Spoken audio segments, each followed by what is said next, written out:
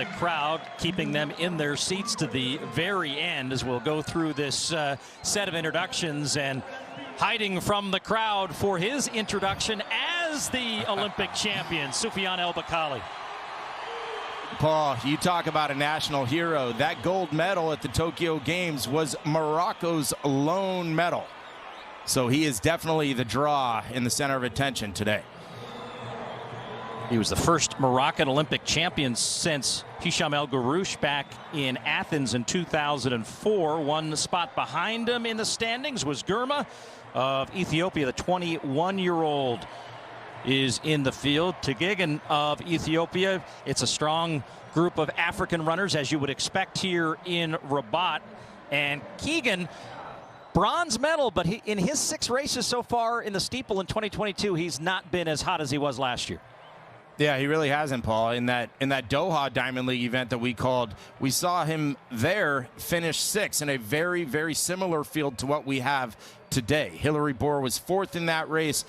These are opportunities to race against the very best. And speaking of the very best, Conseslus Kipruto, 2 times world champion in 19 and 17, Olympic champ in 16. He's in the field. He's been off his form a little bit. Ran just over 8:30 at altitude.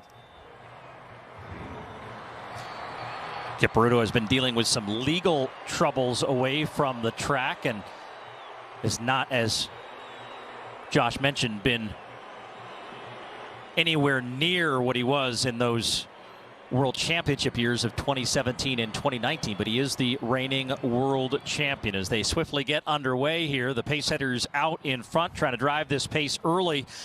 Got to try to take them through first kilometer at about 2:41, so try to keep this pace honest, but right now the rest of the group not wanting to go anywhere near those pace setters to start off. Well, and Paul, I talked about it a little bit on that Tokyo flashback with El Bakkali. He's more than content to run a tactical race. You see him there wandering out in the outside of lane 2, making his way through the traffic. But he's perfectly content. He would like to get the win here today. But we'll see how comfortable this pace is allowed to go.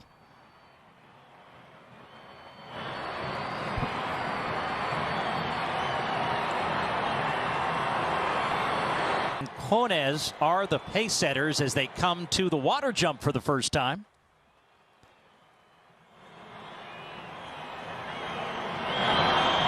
And El Bakkali perfectly happy to be behind Girma here early on.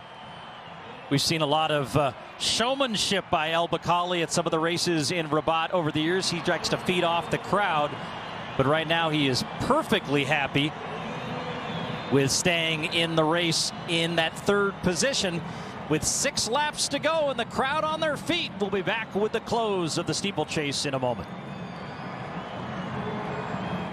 The night.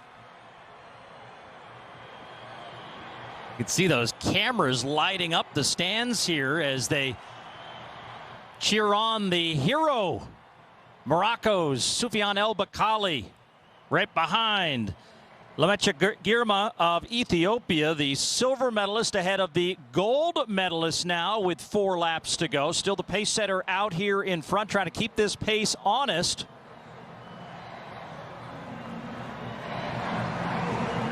The American Hillary Bohr still in the middle of that pack, but still very much in this race.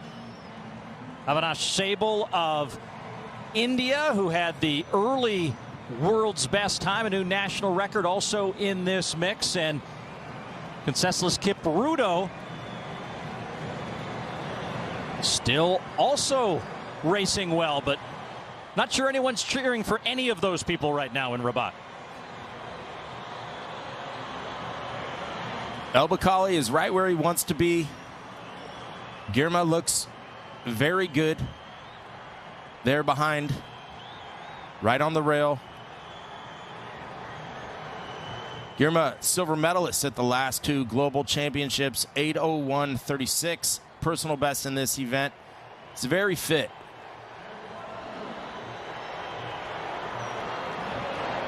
Right behind El Bakkali is Tigigan of Ethiopia trying to lead that group that includes Bohr to try to stay within a few strides of Girma and El Bakkali. That's still the pace setter out in front. He'll be stepping off the track here shortly.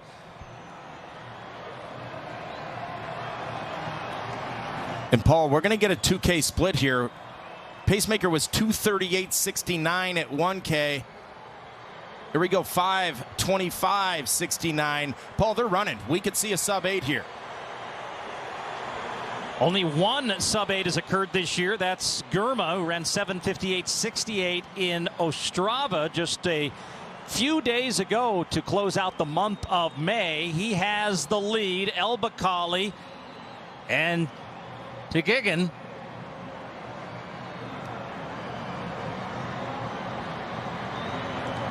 But El Bakkali's showing no sense of urgency, right?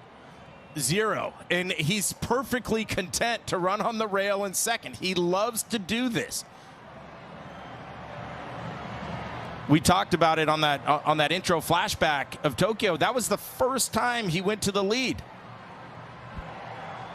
And he loves doing it. And Girma's thinking, man, you see him looking up at the board. I've seen this before. But it's nice to be out in front, particularly in a steeplechase, away from the fray, away from the traffic. That's the beauty of a fast pace, because it does get strung out. When you get guys looking at each other and guys in lane 2 and 3 and they're really bunched up, and particularly when you're talking about a water jump, the traffic can get nasty. But these guys are all running. Well, if you're the meeting director in Rabat, this is exactly what you wanted scripted. Everybody on their feet now as the Olympic gold medalist tries to chase down the Olympic silver medalist in a rematch from Tokyo and 1 lap to run. Well, and you can see the partisan crowd there going nuts, Paul, on the backstretch, cheering for El Bakkali. And here he goes with the big move. Let's see if Girma can match. He's trying, but I don't think so, Paul. El Bakkali looks great. Well, they'll come to the interior once again. This final water jump, just as it did in Tokyo, will potentially mean the difference. As El Bakkali sails through, off the final turn, less than 100 meters to go. The Olympic champion over the final barrier. Girma cannot respond. And the Olympic champion will celebrate the win in Rabat. And the crowd joins him in the celebration. What a fantastic final lap by El Bakkali. And you were right, Paul. This is exactly the script. This is how you draw it up. Gold medalist chasing silver medalist, makes the move on the backstretch. A magnificent final water jump for El Bakkali. He did not get wet, though he used those long legs and powered down the home stretch. World leader, meeting record 7:58.